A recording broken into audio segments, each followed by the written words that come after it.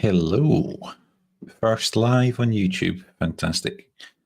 So I'm going to record this live, and I'm still a small channel, so I'm not expecting necessarily a lot of people to join this live and ask questions, but I've got some things I'm going to speak about so that this video can live on and hopefully be of use to someone in the future if people haven't had a chance to join this one live. So I'll get started if people do join, and I'll stop and say hello and take any questions that anyone has, or if there's anything in particular people that join want to talk about, then we'll cover that as well. So I thought I would just use this opportunity to talk a little bit about how I've found YouTube so far.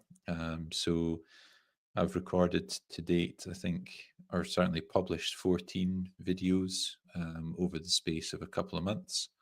And yeah, just kind of started off with one video a week, and I've kind of started to try and record and publish 2 videos a week now. And the general reasoning behind that is that I'm trying to make at least one video a week where the editing is kind of minimal, and I'm just kind of talking without really stopping and starting and that kind of stuff. So yeah, it's been a good experience so far. It's been largely positive.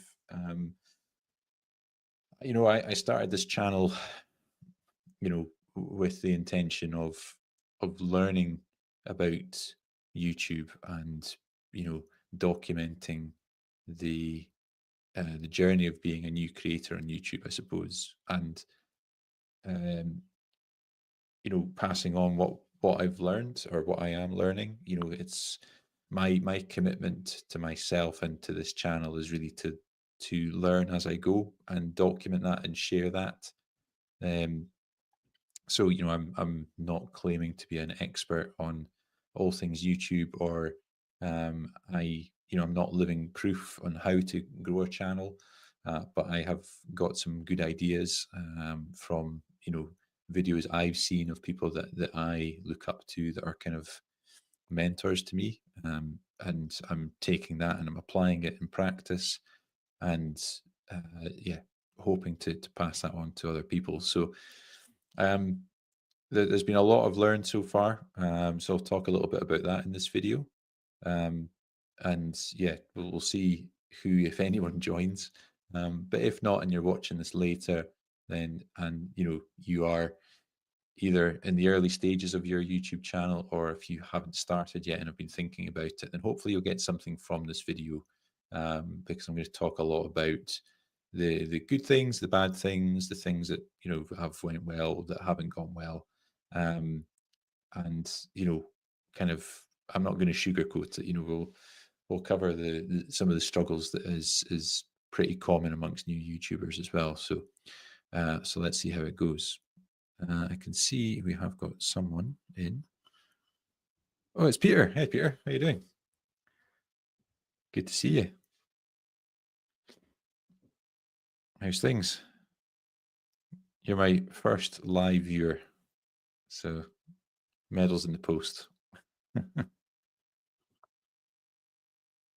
That's good. That's good. So I was just saying before you joined that I was just going to talk a bit about the kind of warts and all view of what's happening on the channel so far. But if you or anyone else that joins wants to ask questions, then feel free. But yeah, I mean, I was really just talking. I was just going to talk about and Peter, I know you're you're kind of. I think I think you've been doing it a bit longer than me, I think. But yeah, I mean, you'll resonate with some of the kind of challenges that we have as new YouTubers. I think when you first start off, there's a lot to overcome. I guess from technical point of view, I think I probably had a little bit of a head start on the technical front, just because I've done photography and a little bit of videography in the past. So I maybe had a little bit of an advantage. There we go, 2017, but only started uploading in May. That's really weird because I created my channel in 2017, and it actually started as a landscape photography channel. So I don't do it quite so much now, but I used to take a lot of landscape photography until kids came along and my spare time went out the window completely. And yeah, I was kind of if anyone's ever seen Thomas Heaton, he's a YouTuber, a pretty big YouTuber for landscape photography. And I guess trying to emulate him, but I only did about 7 videos or something like that. So they're just unlisted now on the channel, and I decided to take a different route with it because I kind of decided recently I wanted to get back into YouTube, but I didn't have time to commit to doing the landscape photography videos. They took too long, so I decided I was going to do this talking head stuff and document trying to grow on YouTube. So yeah, different angle. But that's interesting because yeah, my channel was 2017 and it just lay dormant for a long time. So yeah, and I just started. I think I was April. I kind of started publishing videos again. So yeah, but yeah, in terms of getting started, it's certainly doing these recordings and speaking to a camera like this.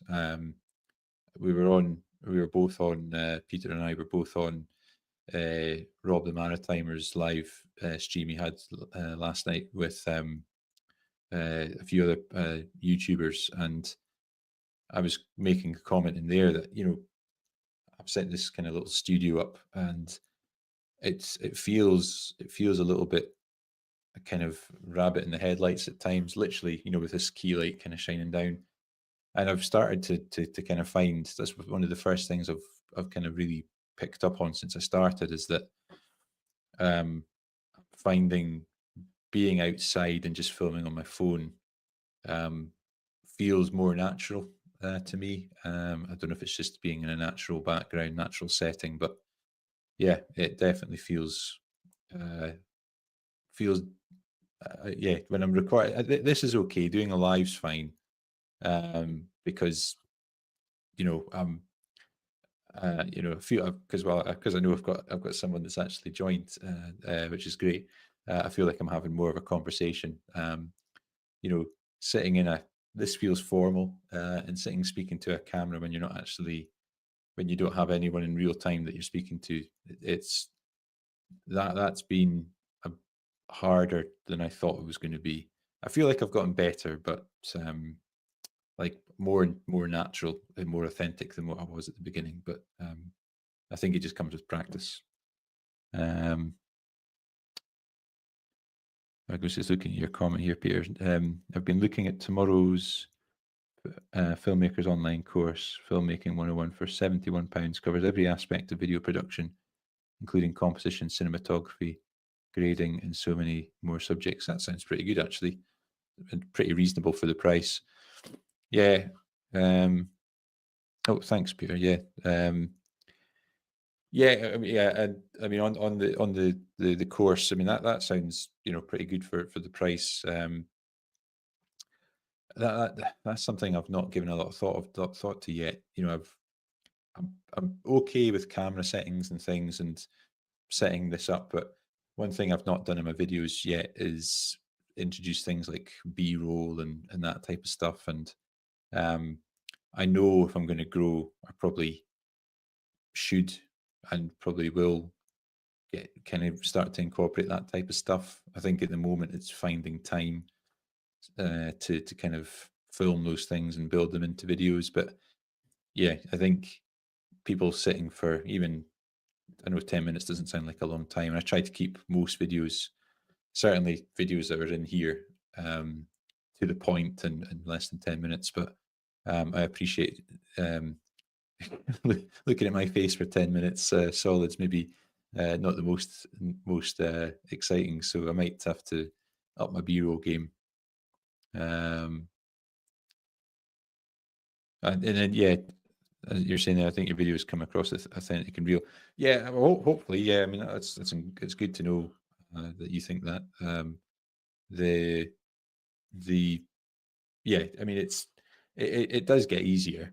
I find, I think when the thing I struggle with, I think at the moment is because I'm keen to keep videos. My kind of golden rule for my videos is to try and keep them really short, but get as much content in as possible. And therefore, I try to keep it kind of 7 to 10 minutes. If I go over 10 minutes, and that's I know people will say that don't worry about the time so much, but I'm trying to. My biggest thing is waffling, which I'll probably do a lot on this. But I'm trying to pre-recorded videos. I'm trying to keep the waffle down, and I think because I'm really trying to be purposeful with what I'm saying, um, sometimes it comes across a bit more wooden. But that's just me being kind of looking at myself and being self-critical, I guess. Um, yeah, camera settings. You're saying that's the kind of biggest issue at the moment for best footage and lighting arrangement, spare room. That's great. It's great that you've got a spare room to turn into that, because I mean this is just in the upstairs of my garage. So I've got the kind of backstory is I've got two young daughters and a dog, um, who are home most of the time, and they make a lot of noise. So um, I could probably squirrel myself away in a room, and still record whilst they're there, but um, I would get distracted by the noise because they're only 4 and 3 years old, so there's lots of dramas and crying and all kinds of stuff. So I decided to set up here. It's not the nicest up here, but I've tried to kind of make it a little bit better. But I prefer being up here and doing it because I'm not getting distracted the same. So, but yeah, if you've got a room in your house and you don't have the issue of screaming children outside the door, then that's good. Um, what you're saying with in terms of camera settings and stuff. I mean, the the the things that I've learned just through limited experience I've had with filming is, um, you know, for for your camera settings, if you're recording it, 24 or 25 frames per second, which is pretty normal for kind of talking videos like this. You want your shutter speed to be double what your frame rate is. So if you're let's say it's 25 frames per second, then you would be your shutter speed should be 1/50th of a second. Um, and that will, if you don't have it like that, if you've got it less than that, or kind of I think a good bit more than that, then you run the risk of kind of introducing kind of flicker in your image. Um, so to keep a nice kind of steady image, that is a kind of good rule of thumb.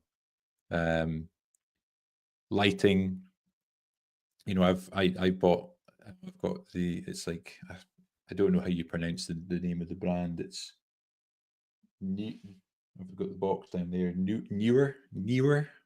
Um, the CB60B key light. So I've got that here, and it's got this. I'm not going to be able to show you because the camera's there, but it's got what they call like honeycomb. It's just kind of here where my hand is. It's got like a honeycomb mesh thing on it, which is supposed to kind of make the light not spray onto the background as much and keep it on you. But and then I kind of put it, I've got it just at the corner of my desk, and it's kind of coming down at a 45-degree angle. I don't know if my hand gestures are helping, but and it's kind of facing 45 degrees this way and kind of 45 degrees down. So it's kind of shining down on me. That's supposed to be kind of the most flattering kind of light. But it was creating this kind of uh, effect where you've kind of, and that's what I was going for to start with, was like lit up on this side and just kind of like a slight lighting underneath this eye, and then the rest shadowed. But it looked a bit too dark.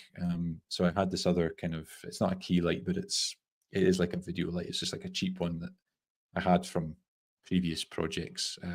So I stuck that at 45 degrees on this side. So they're basically coming in here, and that's kind of helping a little bit. Newer, the apple of the lighting world. Yeah, yeah. I thought it was newer, right enough. But yeah, I'm never sure. So yeah, I'm just catching up on your comments.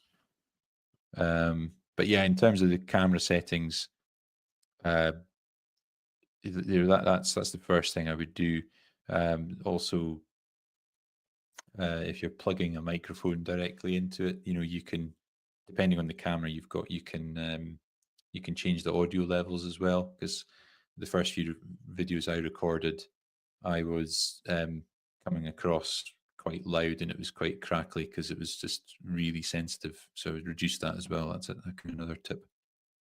Oh, hi, Kim. Hi from Idaho. Wow, cool. Good to have you here. I've got 2 viewers. I was fully expecting there to be nobody. So so that's great. Great to have you here. Yeah, this is the first live. So I was saying to Peter that I was just going to talk about, kind of struggles with that it's common amongst new YouTubers, if there was no one joining, but yeah, it's great to have you in. So yeah, I think what one thing, just in terms of struggles with as being a new YouTuber. I don't know if you guys have found the same, but joining in lives of other people, like I don't know how many times I'm going to mention Rob the Maritimer tonight, but joining his lives has been really good for me, because I found until I did that, yeah, when you're watching YouTube videos about people that are trying to learn about YouTube, you tend to be watching people that are kind of well established. So it's easy to kind of fall into the trap of thinking that you're the only small YouTuber out there and everyone's growing at exceptional pace apart from you. So it can be quite a lonely environment, YouTube. But once you get into these live streams of people in the same kind of niche, you start to speak to people like you guys and others that I've spoken to in the channel, that you know there's lots of us that are starting and trying to grow our channels. So it kind of gives you that encouragement, and I find it's so supportive as well. It's a really good support network. So that's the first thing I would recommend to anyone now is jump into people's lives, because there's something about speaking to people in real time and making connections. There's a real community feel to it, and I think that for me is what's really spurred me on to kind of keep going. Um, Peter, you're saying there, joining lives like Rob's so cool. You can make friendships and learn some cool things. Yep. You're also going to find new channels and gain subscribers. Yeah, you do. Yeah, I mean, I've gained a few subscribers via that. Well, I think Peter, you were the same. I think you found me through Rob, and likewise yours as well. And Kim, I know I've seen you on Rob's channel as well. So yeah, no, it is. It's yeah. I mean, I think it's a great thing to do, and that's what made me do lives. Is just I feel like speaking in a real time setting when you've got people watching you is a totally different experience to pre-recording it and not knowing who's seeing it. Once you start to kind of come to know people, know people's names and things. Educational networking. Yep. that's exactly it. Yeah. But it is, I mean, YouTube's, in general is an amazing tool to learn from. There's so many things I've taught myself in YouTube. I was saying at the start of this video when Peter was on that, there was, this my channel started off as a landscape photography channel, and I taught myself landscape photography through YouTube. I didn't know anything about ISO and aperture and shutter speed. It was all learned through YouTube. So I mean, and yeah, even just DIY stuff around the house. Um, I've become a makeshift plumber and joiner. Since YouTube came along, and with the cost of plumbers and joiners in the UK, Peter will attest to that. It's handy to have your own skills sometimes. I come from Aberdeen, so every penny's a prisoner. I think we've got 3 people on now. This is going better than what I expected. I fully expected to be talking to myself for an hour, so that's good. Where in the UK are you from, Peter, if you don't mind me asking? Apologies if I've asked that before.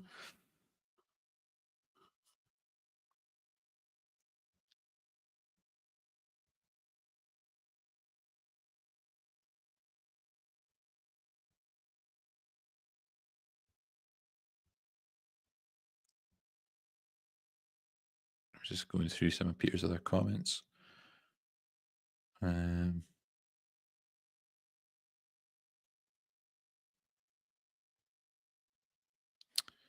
Yeah, in terms of you're saying here things like aperture, ISO, etc., and what have you, and you're like, what? Yeah, it can be hard to kind of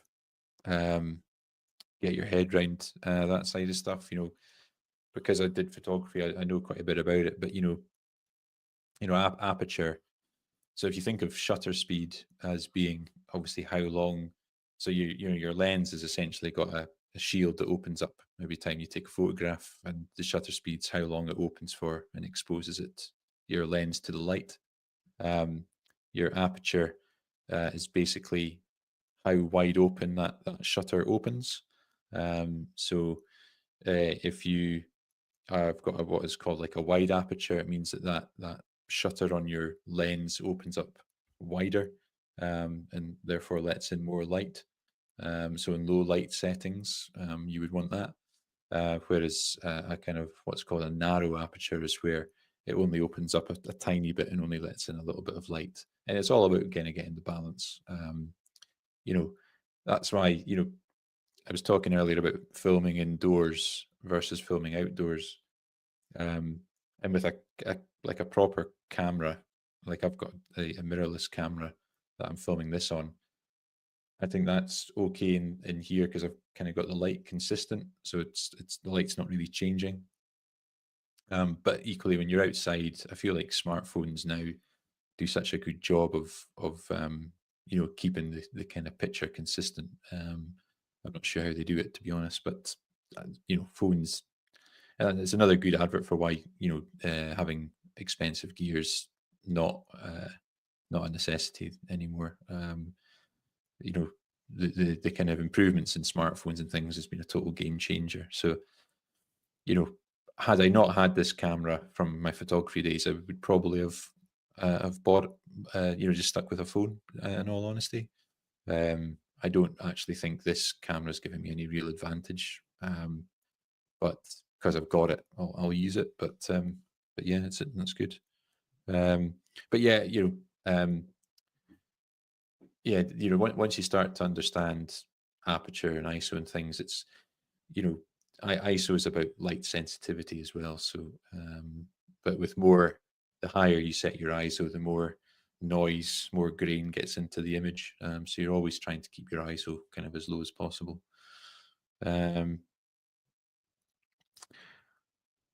From Liverpool, yeah. I don't know if you're a football fan, but Liverpool winning the Premier League, and Aberdeen won the Scottish Cup, so both winners. A really good quote in a video. Can't remember who it was, but they said, "Stop calling yourself a YouTuber. You're a director, writer, camera crew, editor, actor, and a CEO." Yeah, you're all those things. Yeah, I mean um, yeah, I mean that's been the other learning curve part of it, is just how much effort goes into it. Because when you watch people on YouTube and you see 10-minute videos, I hear Man United fan married to Liverpool. Oh God, that must be torture. Uh, um, yeah, yeah, you see 10-minute videos on YouTube and think, well, you know, I'll rattle out 3 of them a week, no problem at all. But yeah, the reality is that there's a lot goes into them all. Um, you might see a 10-minute video, but there was maybe 30 minutes of recording that you have to edit through, and um, you know, coming up with ideas, and what makes a good title, and all this kind of stuff. And in the early stages, you can watch lots of videos about what makes a good title, what makes a good thumbnail, and I think it's worth trying to get a basic grasp on that right enough. But I think, you can almost get kind of paralyzed by trying to consume too much information about how to do it best. I think sometimes you just got to make a start and learn as you go. Yeah. Yeah, like a Celtic fan being married to a Rangers fan, I can imagine that. Yeah. Um, uh, yeah, yeah. So I'm just looking through some of these comments. At the time of my YouTube career, I would buy a smartphone gimbal over an expensive mirrorless camera. Yeah, yeah, I know.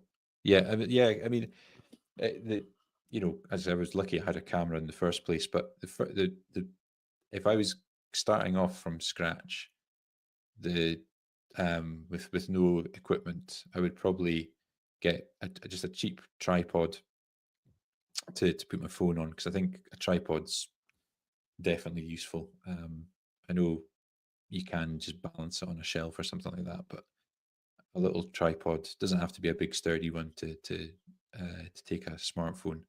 And then a microphone of some description. Like I've got this one, which is the wireless Me. It's kind of the equivalent you've probably seen on Rock the Maritimers videos, that he's got the DJI kind of equivalent of this. And I mean, this was £100. So I mean, it obviously depends on your budget. There's way more expensive mics out there than this. Equally, you can get stuff for £20 or less.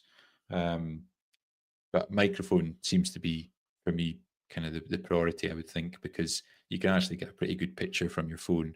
But obviously, the microphones built into phones aren't as good.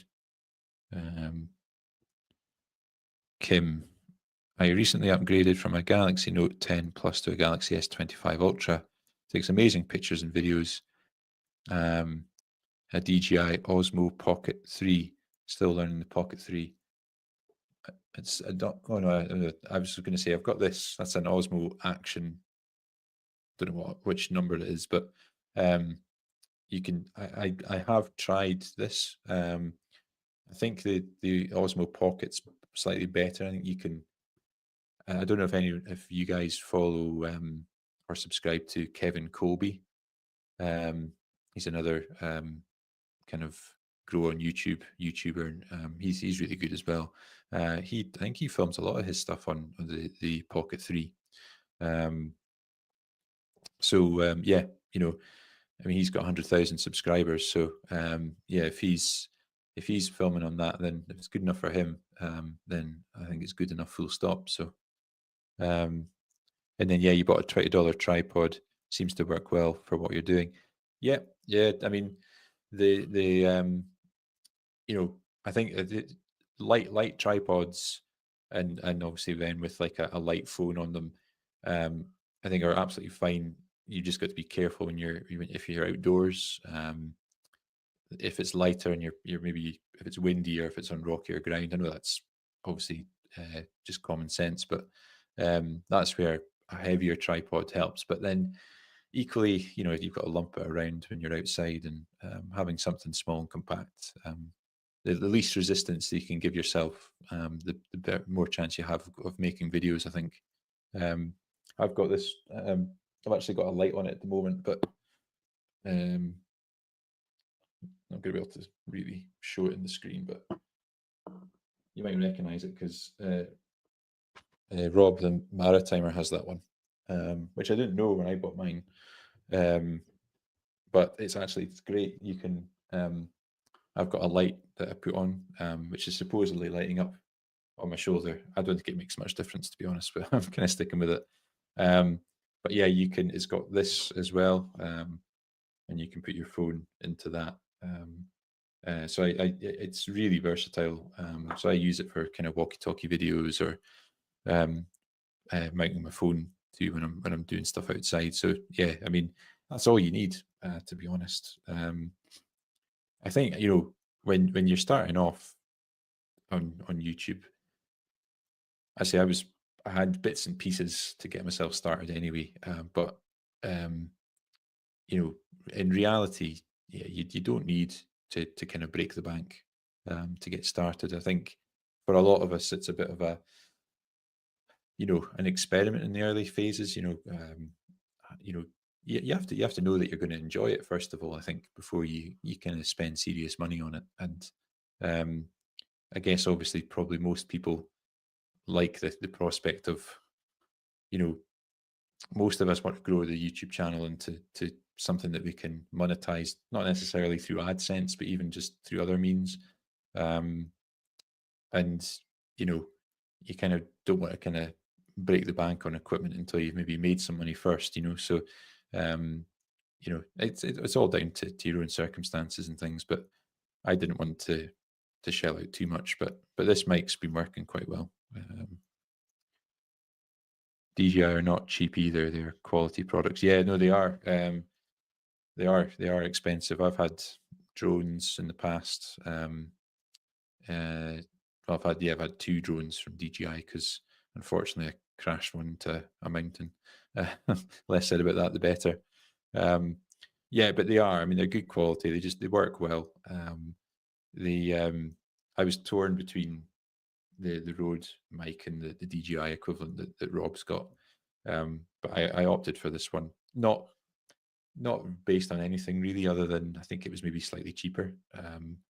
But I'd read, or not read, I watched reviews on YouTube, obviously, and went with that one. But it's because I had like a lav mic, which just plugged in, but I used that years ago when I first started the channel and was doing landscape photography videos, and it seemed to work okay then. But I started using it when I started again a few months ago, and it was very crackly and just the audio wasn't coming out very well. So because if it had worked fine, I wouldn't have even bought this. But yeah, this has worked out well. Kevin Colby is another legend. Yep, agreed. Seems like a really nice guy as well. He's doing great. I've seen. I don't know if he does quite as much lives as Rob does. I have seen a couple of his lives. I don't think I've actually been on any of his lives as in like been in it as they've been filmed. I don't know if that's maybe just a time difference thing. Because I think Rob is only 4 hours behind UK. So his tend to kind of align with my spare time. Although I was getting in trouble last night when I was on his live because I was trying to put the kids to bed at the same time. So my wife was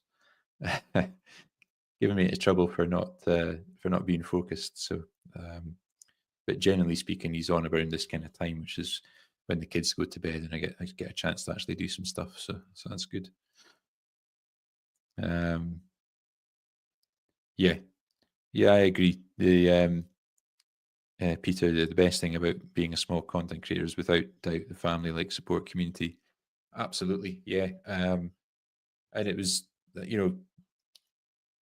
as I say, it was through those lives and through people, Rob himself and people in the live saying, even if you're a small creator, you know, you should still do lives anyway, because and then that was my plan tonight was if there's no one on, I'm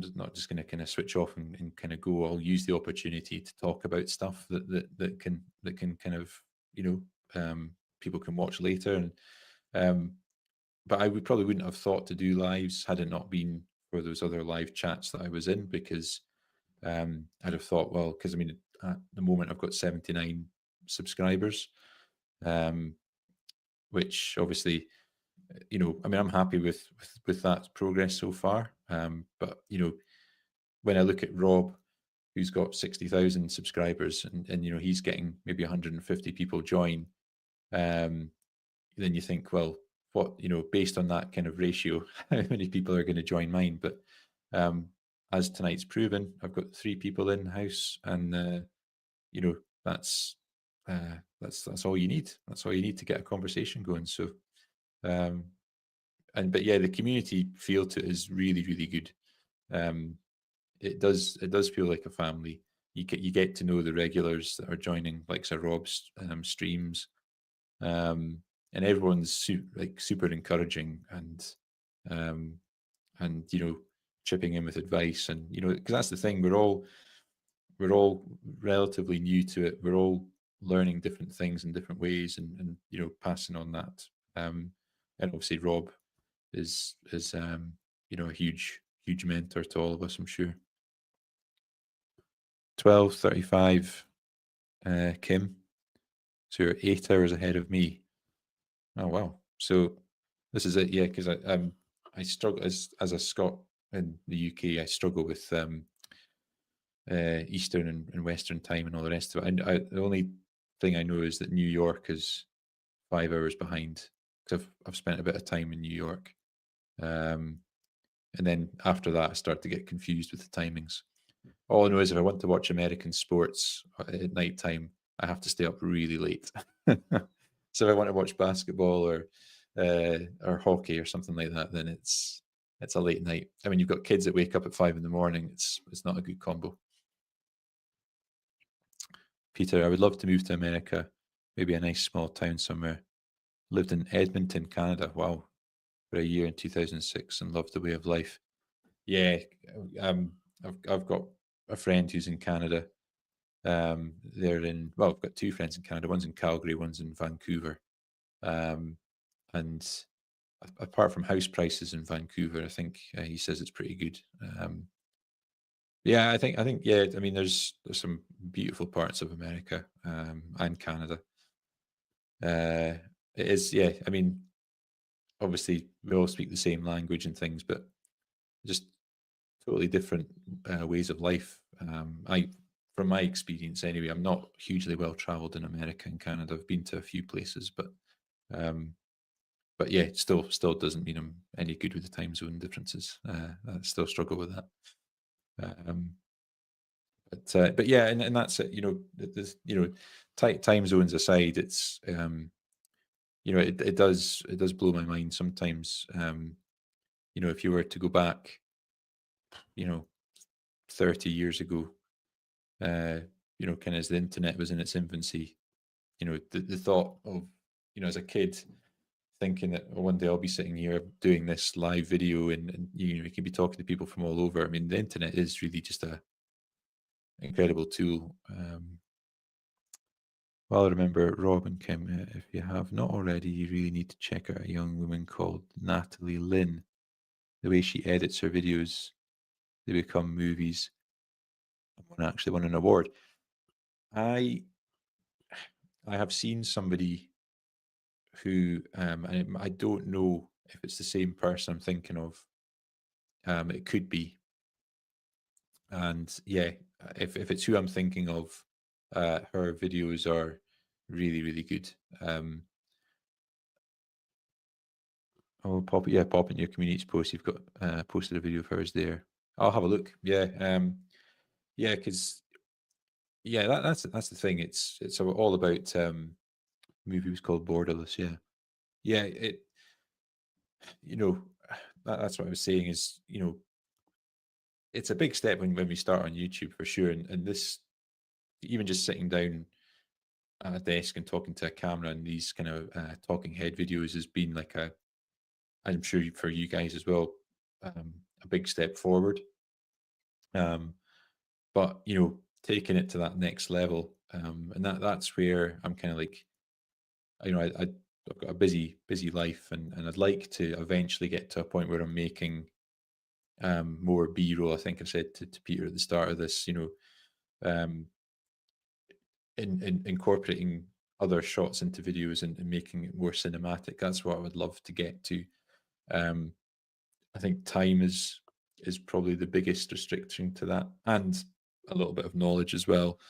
But I have watched other YouTubers and on how to do cinematic shots and stuff like that. Again, it kind of ties in with some of the photography stuff I've done before. But um, yeah, I think if I can get myself to a point where I'm giving up my day job and doing this full time, then I would go all in on trying to do that cinematic stuff.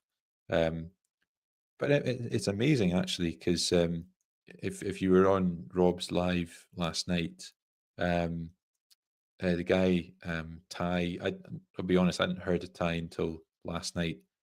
But I mean, that was him saying he's gone full time now, and I think he's got like 4,000 subscribers. So it just goes to show, if you've got a business model that you're not purely relying on revenue through AdSense and stuff, you don't necessarily need to have tens or hundreds of thousands of subscribers to kind of do well from YouTube. And Alexa that was on, she's about 40,000 subscribers, and obviously Rob's about 60,000. So you know, once upon a time, I probably thought that you need to have hundreds of thousands or millions of subscribers to kind of make any serious money on YouTube. Um, so yeah.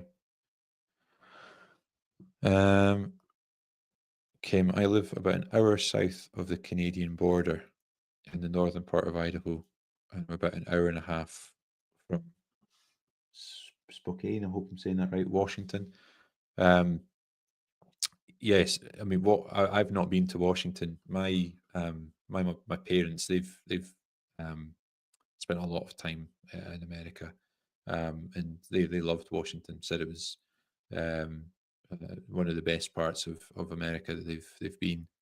Um, but yeah, it's nice to be so close to the Canadian border. I've had family who lived in Toronto, so I've been there quite a bit. I've been to New York 3 or 4 times, I think, um, and then Florida. But that's about it. I think once the kids are older, we'll do some longer haul flights to parts of America. I think Boston somewhere I'm really keen to see as well. Um, I think in America you're just spoiled for choice. Um, yeah, would like to complete Route 66. Yeah, definitely. Yeah, absolutely. Um, I'm just going back further up the comments. Only 21 and lived in a van traveling and making movies. Oh, so this was uh,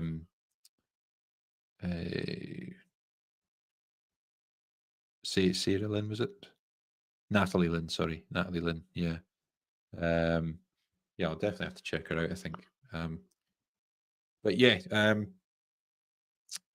in terms of just kind of going back to kind of like some of the kind of struggles and stuff that I've been having. Um, I mean, I've been doing it kind of properly for kind of April and May, so I'm only really kind of going into my third month. So I'm happy with the progress I've made. Um, you know, I'm getting better at kind of talking to the camera.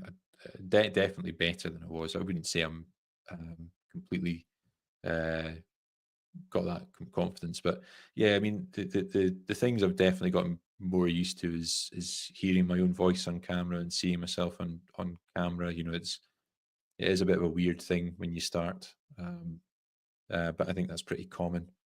Um, but yeah, I think all the stuff that you struggle with in the beginning, I think everyone probably has that. Um, and as I said before, I think that when you start, you're only really looking or seeking out YouTubers that have been there and done it. And they maybe do touch on the early day struggles, but they tend to be focusing more on um, showing you how they've done it and how to do stuff, and rather than getting into the kind of the soul searching. So that's kind of what I've been trying to do with doing 2 videos a week. So one video recording here and make it more of like a practical, like this is how you can do this and how you can do that. Again, not an expert, but passing on whatever I've learned. And then the other one's more outside. I live near some. I'm quite remote, so I can take a wander down into the woods where there's no one going about. Because although I'm okay recording outside, it's still weird when like we get a lot of cyclists and dog walkers. So sometimes you get caught out. But maybe I'll get to the point where that doesn't bother me. But yeah, the um, what was I saying? Can't even remember. Yeah, so yeah, making those videos outside a little bit more thought provoking. Kind of sharing the ups and downs. Because it's just about letting other people know. Because my audience is about um, growing on YouTube. It's letting other small people, small channels, uh, letting these people know that you know the struggles that you're undoubtedly probably encountering are perfectly normal, and talking about is good. It just lets people know that because it does sometimes feel like, oh, I'm the only channel in the world that's not growing. But and you've got to be realistic as well. You have to. I think I never went into doing this thinking that it was going to just blow up and go viral in the space of a few videos. I there maybe are people that happens for them, but I can't believe that's anything other than luck in the first few videos. Um, uh, Even if you've done your research. So yeah, um, but yeah, it's. I mean, let me know. I mean, um, I know Peter that you've done, how many videos have you done now? I think you've done about you've been doing it about the same length of time as me. I think you've probably done the same or maybe slightly more. Um, but be interested to know how you feel you've gone from the start, from when you did your first one to kind of now, and are you kind of the same as me? Do you feel like you're seeing the same improvements? Like, do you feel like your confidence is growing?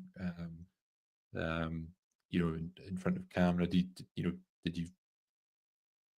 you feel any kind of struggles in the early stages? Because 6 videos as of today, that's great. Yeah, um, because I think everyone we're all different, aren't we? I suppose, and I think you know I don't know for sure. I know Rob has got younger people in his audience, but I'm 42, so I think I'm not a super confident person, but I'm equally probably of an age now where I'm less worried what other people think anyway.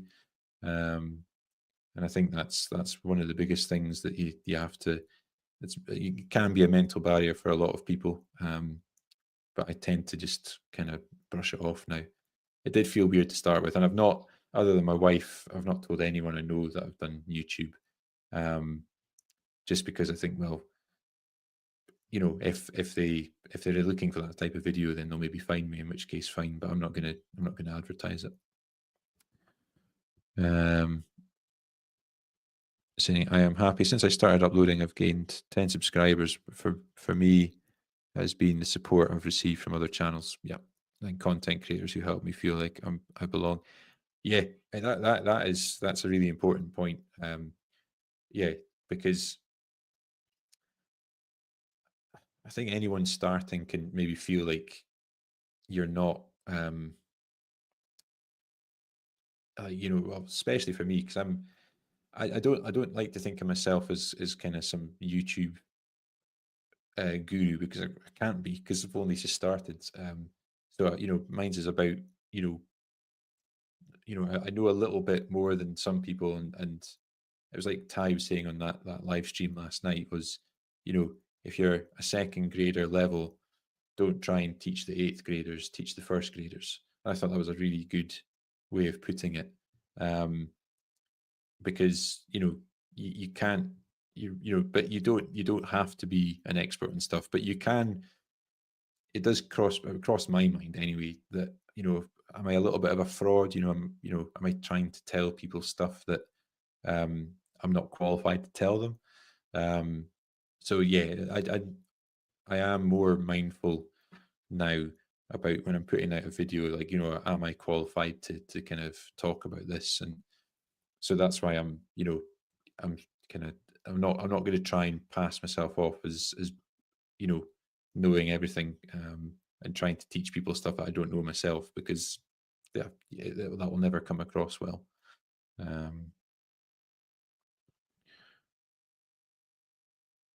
Kim, you're putting out good content, Steve. I believe your audience will continuously grow. That's nice, thank you. You're credible, knowledgeable, and honest. That's why I subscribed after watching one of you. Oh, that's great. Thanks. That's really good feedback, Kim. Yeah, I mean that's exactly it. I mean there's obviously big channels out there that have been there and done it, and they're fully qualified to talk about it, and they're living proof, and that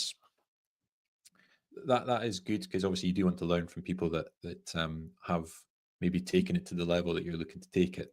But I think there's still benefit to seeing other people, and um, the idea with this, and this is why I've started doing the lives now as well, is that um, I want it to be a community, and it's the same as what Rob's done.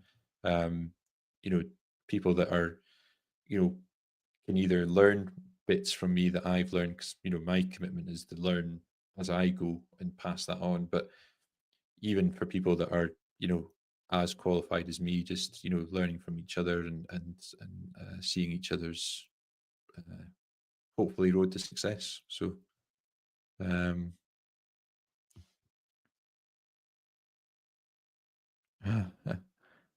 yeah, yeah. Yeah, yeah, Peter. Yeah, yeah, you've got something no one else on YouTube has. Yeah, your own personal life experiences and advice. Yeah, and that's the other thing, and other people will talk about that as well. Is doesn't matter how small a channel you are, or how far into it you are.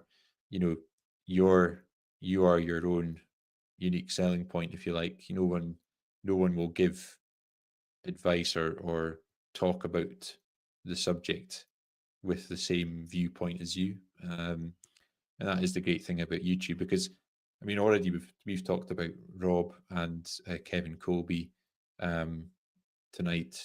Those are two people that I watch, but I also watch Nick Niven, Brian G. Johnson, and others. You know, we don't settle for just one person on a particular subject, because it's good to get other people's perspectives. And you don't have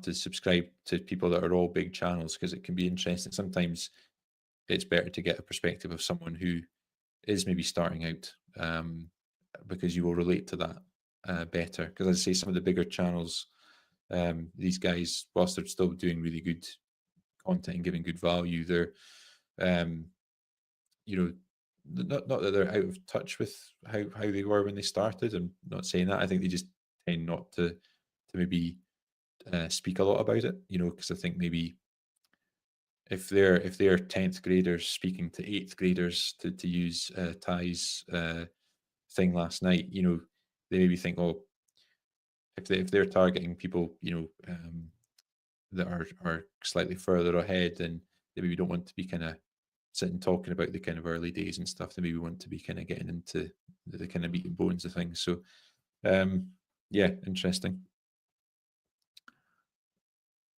um Kim, people like me who are in YouTube preschool need people like you to learn from. Okay, well, but yeah, but that's the point, though, isn't it? It's everyone. Um, I can't remember. I'm going to do another quote now. I think this one came from. Was this from Rob? Maybe. And he said, to be a teacher, you only need to be one chapter ahead of whoever you're teaching, or something like that. And that's again, it's a similar one to ties. It's um, you know, there's always people, and that applies to anybody. As you commit to learning, you're going to be picking stuff up all the time, and then there's always going to be someone coming in behind you who has not learned those things yet. And if you can teach those things and do it in an authentic way, then I think that's Rob says it all the time. Everyone has got an audience in YouTube, but I completely agree, because I think often the way I look at it as well is because I've spoken to there's one person other than my wife who I know that knows I do YouTube. So I told a slight lie earlier on, and that's one of my friends. And it's only because I forgot he subscribed to my channel years ago when I did landscape photography. So he was asking me about it, and he was saying that he would quite like to do it, but he said he was too much of an introvert to talk on YouTube. And I think with I don't think I think YouTube is for introverts and extroverts, because everyone's got their own way, and there'll be certain audience who prefer someone who's a bit more introvert and a bit more quiet, not quiet, but I don't know, probably a bit more like me. And then you get people that are really quite extrovert and are full of energy and bouncing around the room. And sometimes I admire that about people that bring that energy, but other people might not like that. Might just think it's a little bit too much for them. So that's why I think, yeah, everyone has got an audience. Your demeanor and how you come across will suit certain people, and it will suit certain people who have an interest in what you're talking about. So such a broad spectrum of people that are consumers of YouTube. So yeah, I think there's viewers for everybody. We had 5 people in at one point a minute ago. I'm well happy with that. Down to 4 just now. Peter, just catching up on comments, because I know I've been rambling.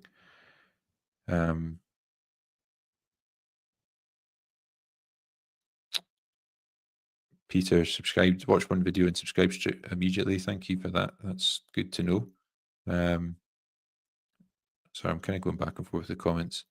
The way to look at it is, this is Peter, the way to look at it is there are billions of YouTube videos and people are watching yours. Yeah, exactly. Yeah, out of all the YouTube videos, I read, like, there was a report that Google had commissioned called Why We Watch. I think it's the second one of this they've done. And I can't remember what the statistic was, but the amount of YouTube videos that are uploaded, like, every minute, it's like mad. And yeah, out of all those videos, people are finding your, in the early days, even if it's, you're not getting huge amounts of views, that people are still finding your videos and they're still watching them and subscribing to you.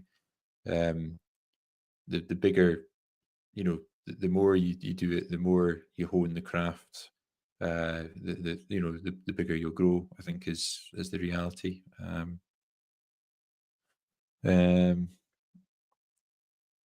Some people like to hear professional education from huge channels, and some people prefer relatable education from Steve down the road who speaks my language. Yeah, yeah, that's it. I think that's the thing is, just, yeah, you're right. There are people who can be quite jargon heavy, and technical, and I think maybe people can be put off by that, unless you get all that stuff. There's some people are heavy into technology and that side of it they all get. Um, and therefore, yeah, they can kind of keep pace with some of these guys that are talking quite advanced. But um, the way I look at it is that I'm looking to kind of start, as I say, just a little bit ahead of my audience and bring them along so that it's always kind of relatable.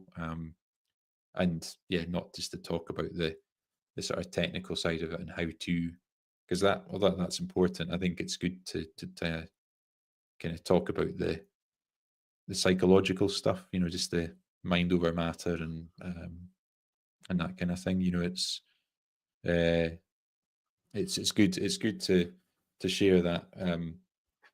It's good therapy actually. I quite enjoy going outside and just kind of talking and just because it's almost like you're kind of decompressing from all the stuff you've been thinking. So if you're having like a bad week where you know you know what it is. It's like you kind of go into YouTube knowing that you can't expect too much too soon, but because of the effort that you put into your videos, the kind of emotional attachment you have to those videos, you're obviously hoping that they'll get traction. Um, and when they don't, which sometimes they don't, um, then it can be deflating. Just because of the effort you've put into it. But so sometimes it's good to just kind of talk that out to a camera.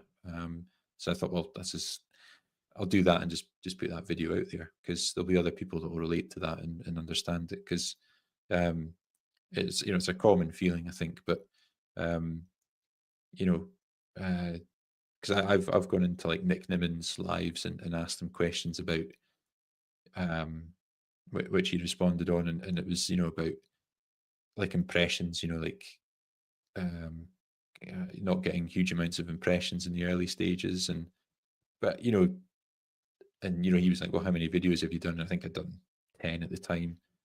And he said, well, yeah, but you're only 10 videos in. YouTube is still getting to grips with what your channel's about.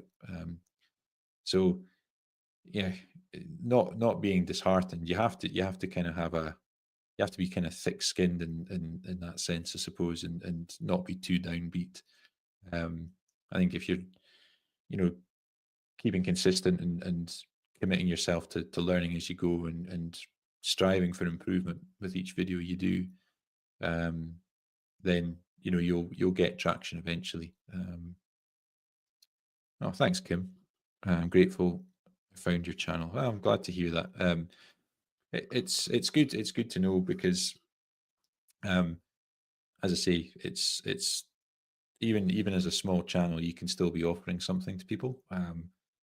You know, people can get fixated on growth, um, but you don't necessarily have to have.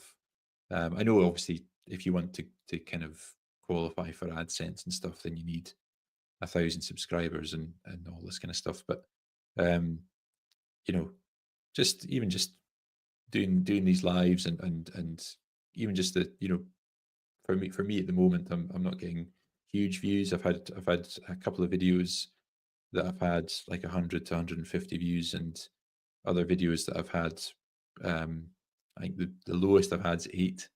Um, and then other than those sort of two biggies, I've had maybe 70. I say biggies as if that's a lot of views to, it wouldn't be a lot to likes of Rob, but to me it was. But yeah, I've had 8, 15, 20, um, so yeah, it's, but still good to get the engagement with people and just, you know, if someone's seeing them and someone's getting some benefit from them, then that's all the encouragement I need to kind of keep going. And I think it's great to have the goal of trying to monetize your channel in some way, but it doesn't have to be, like as Alexa and Ty that were on last night would show, especially Ty, with 4,000 subscribers, and for him to have quit his job to go full time with YouTube, that's great if he can do that.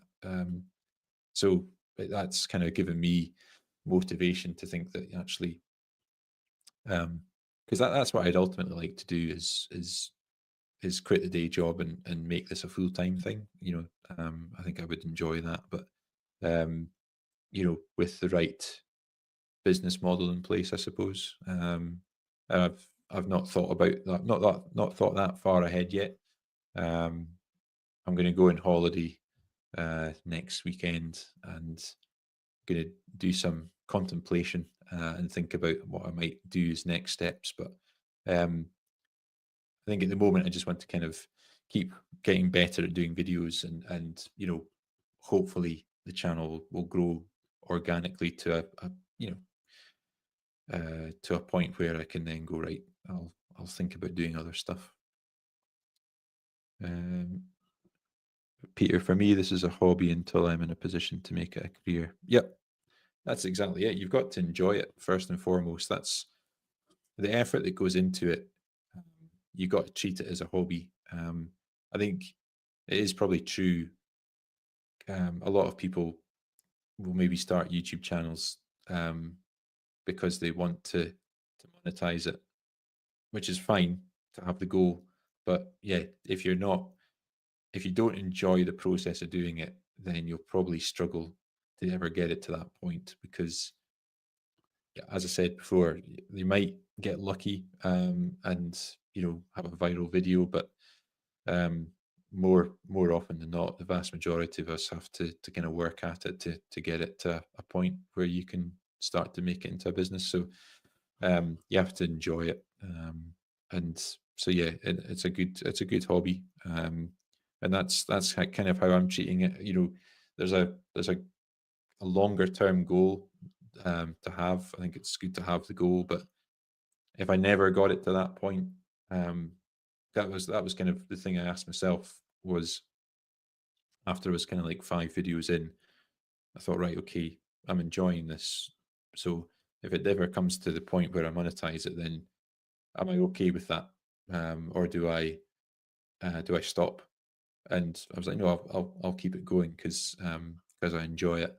I enjoy doing my own videos. I enjoy jumping into other live videos as well, and just the whole thing together is um, yeah, I've just come to enjoy, and I've built it into my routine and made time for it. Because um, if like me, you've got full-time job and family and stuff, finding the time can be hard. But once you get into that routine, um, you know, and you realize that it's something to do. It's like, is it like going to the gym? I don't know. People say it can be a thought to kind of go to the gym, but once you do it, you're glad that you did. Um, it's a bit like that in some ways. But then, do I ever dread the thought of making a video? No, no. I actually look forward to it. So maybe it's not like going to the gym. Oh, hi, Catherine. Hello. Hope you're well. Thanks for joining.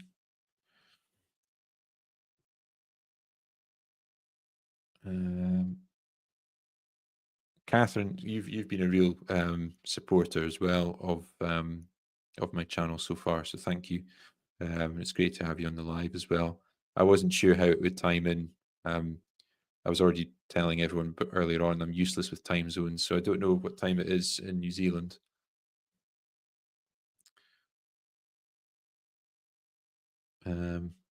Peter, yeah, you're saying to Kim there, there's so many good tutorials on YouTube for Canva. Yeah, I'm actually going to be doing one. It's one of my next videos I'm planning to do. Um, I was actually thinking about doing it on here, but I've been on for a while, so I'm not sure if I'll do it tonight. But I'll maybe do it in a next live, or I'll do a dedicated video on it. But 8:09 a.m. Oh well. So yeah, it's early. Yeah, Canva. That's what I use. You can do.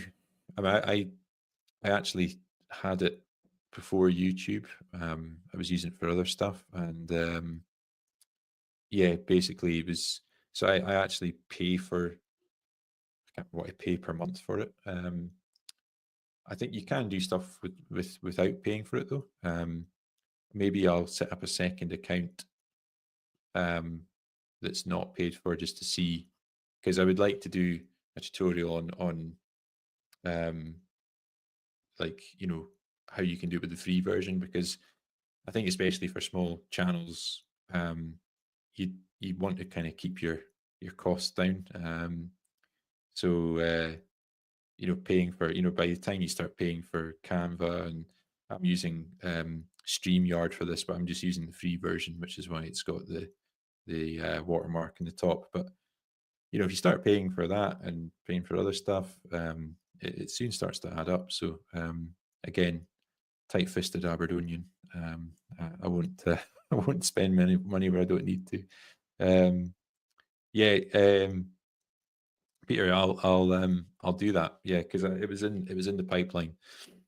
So I'll do a Canva tutorial. But I mean, it's yeah. I mean, the good news is it's actually really quite easy to use. Uh, you know, it's I think it's very user friendly. Yeah, Catherine, you're saying you can do plenty with the free version too. Um, yeah, I've paid for years. It does all add up. Yeah, it does. You know, yeah, if you're paying for all sorts of stuff, not to mention if you're wanting to buy things like gear as well, um, you know, but you know, I've yeah, I would have cancelled the Canva had it from something else, and then because I didn't, I'll be honest, I didn't even know I was still paying for it, which is bad. But I went to go and use it. I was like, oh, I've still got the pro version, and I was like, okay, right, I'm going to use this for my thumbnails. So, um, yeah, I will do that. You don't need a second, and everything is included with the pro version. Yeah, you're right. It's marked with a crown. Yeah, yeah. See, you should be doing that tutorial, Peter. You know more than me. Um, yeah, you're right. The little crown tells you what. It's a bit like if I don't know what video editing software you guys are using, if you're using any. Um, I use CapCut, and it's like a free version, but it has like it's a similar thing. It's not a crown, but it's like there's a little symbol, so that if you start using the pro stuff, it'll let you use it, and then you go to export your video, and then it won't let you export it until you pay for the pro version, because you've used some of the pro features. So that's, you have to be careful with that, because I mean, you can always go and remove them again, but I've found that out the hard way. You use CapCut Pro, really good. Yeah. I don't have the pro version yet, but um, the free version so far has allowed me to do what I want to do on YouTube, or in terms of editing. As I say, I'd kind of done a little bit of basic editing in the past, but you know, as long as I can kind of cut bits, add music in, and stuff like that, then I'm happy. Catherine, I use iMovie for editing on my phone and the Mac. Yeah, um, yeah, iMovie's good. Again, if you're not looking to do anything, you know, crazy technical in terms of video editing, then it's as good as anything. The uh, Catherine, now I'm retired, I'll be dropping the paid version soon. Yeah, absolutely. Peter, I only got the pro version to help me with editing content, and some of the pro features seem really helpful. Yeah, yeah, they are. I've not I've not tried, or I've felt a need to use them yet. But as I say, as I kind of grow, and I said earlier in this video that I was hoping that um, you know, if I ever get to the point where I can ditch the full-time job and focus on YouTube, or even go part-time and do YouTube, um, and you know, if I get more free time to kind of enhance my my actual videos, my kind of videography skills or cinematography skills, but also editing as well, and starting to get quite sort of fancy. But I've started dabbling with kind of adding in kind of text overlays and stuff like that. And there's CapCut's got like quite good effects for making it kind of zoom into the screen and zoom out again and all that kind of stuff. So I'm starting to kind of dabble in that a little bit. So yeah, so that's it. I'm just looking if there's any more comments that I've missed. I think I'm relatively up to speed. But yeah, I think I tell you what, here's a question for you guys. So when I do my videos, more so the ones that are recorded in here rather than the outdoor ones, but I put like it's the same music track every time, and I put that into my video, and it should be hopefully fairly faint so that it's not kind of drowning out my voice. But what's your opinion on putting in music? Because I don't think you guys do.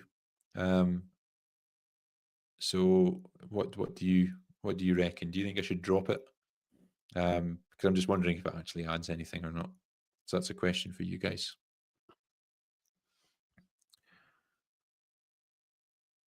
Catherine, set a goal of what you want to achieve on YouTube and write it down.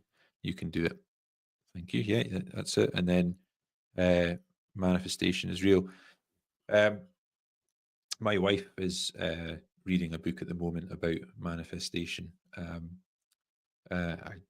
can't recall what it's called or who the author is, so it's not going to be much use to you. But yeah, she's reading that just now. She's maybe finished it now, and she said it was a really good book. So maybe I'll do a post in the community tab once I go back inside, so that you can see what it was. But yeah, it's she took a lot of inspiration from it. So I'll maybe give it a read. But yeah, I think having goals, I think everyone likes to have that forward momentum in their life, in whatever aspect of their life. So you want to feel like you're moving towards something, like I do anyway. So it is good to have goals. Yeah, Kathy, so yeah, Peter, you added music into your video the other day. Catherine, you're saying you've got music at the beginning and the end. Yeah, I know Rob does that as well. Yeah, I've this is overthinking, right?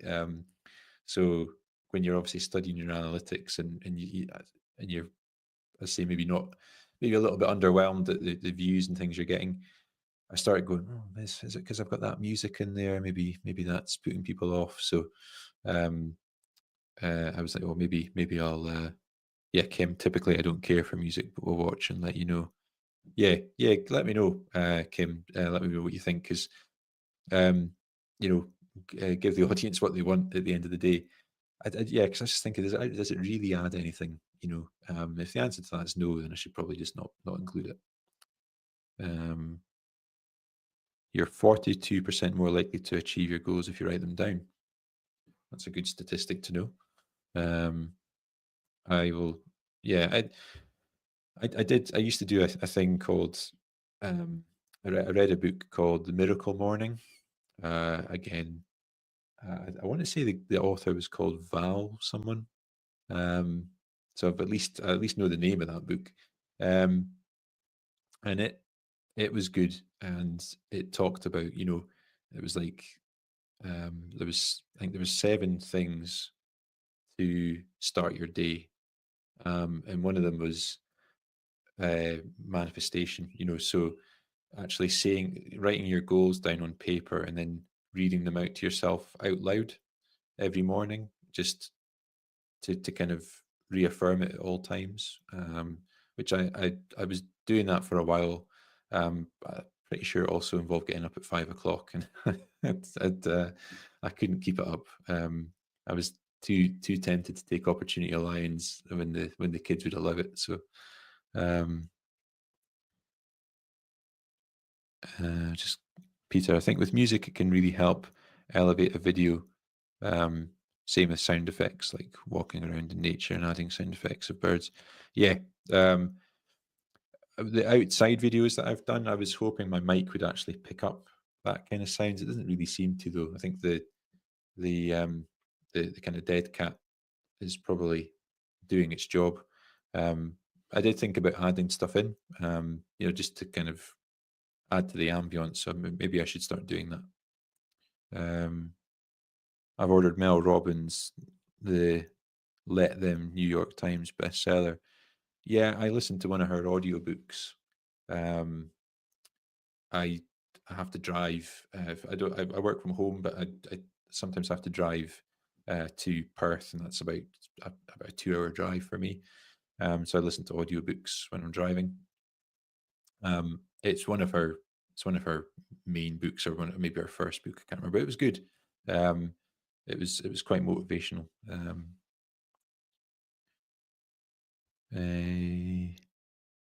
Peter, would the Rocky movies be as great as without the soundtrack? Absolutely not. But yeah, I love the Rocky films. They are really good. Um, yeah, yeah. I mean, you're right. I think music can help. Um, it can certainly help in storytelling. Obviously, like you said with the Rocky films, most movies wouldn't have landed without music. So when you're telling a story, I think I think in the kind of how-to videos and stuff, I don't think it probably does any harm having them in. You just don't want them to detract from the message you're trying to get across, I suppose. But I think if it's relatively kind of low, I always turn the decibel setting down, or just the volume on that particular track in CapCut, so that it's you kind of, the idea is you're listening to me, but you might suddenly kind of go, oh yeah, there's some music going on there. But yeah, it was. I thought, seeing as I've got people on here, I would ask the question because it had crossed my mind. Maybe it's not adding anything. I should just take it out. So there, that's it. So we've got 5 people on. So we've got Peter, Kim, we've got Catherine. So we've got 2 mystery people on. I'm just curious. I've got a sneaky suspicion one might be my wife. I'll find out when I go back inside. But there we go. So hey, that's what's on the clock. 1 hour 22 minutes. I'm probably going to call it there. I'll be honest, as I say, I was hi Steve's wife. I wouldn't be surprised if she's watching it. I'm probably having a good laugh at the process. Yeah, I'm probably going to call it there. Yeah, I'm really delighted that people joined.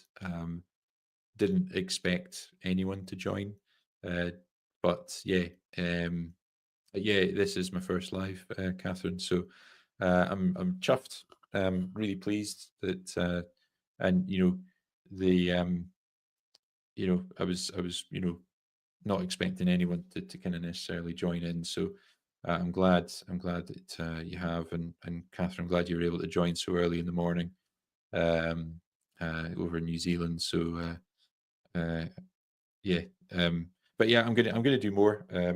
This has been a great start. I've enjoyed it. It's been nice having just a small group as well because it's definitely a lot more interactive. Um, so yeah, no, it's been really good. So yeah, Kim, thanks for spending time with us today. Have a beautiful day. Yeah, no, you too, Kim. Enjoy the rest of your afternoon. Uh, uh, Peter, you're in the same time as me, so enjoy your evening. And Catherine, you've got the whole day ahead of you. So I hope you have a great day. And yeah, thanks for joining. We'll do this again, and I'll keep an eye out for yourselves going on live as well, and I'll try to join those where I can. Again, time zone dependent, and hopefully I'm not working or dealing with screaming children. So I'll join whatever I can. But yeah, thanks for joining. And to the two mystery guests, thanks for joining as well. Also, I'll go inside now and find out if one of them was my wife. Okay, I'm going to leave it there. But have a great rest of your day, guys. Thanks again. I'll speak to you. And I will check out Natalie, Peter. Thanks. I will. Yeah, have a great day, guys. Thanks a lot. Speak to you soon.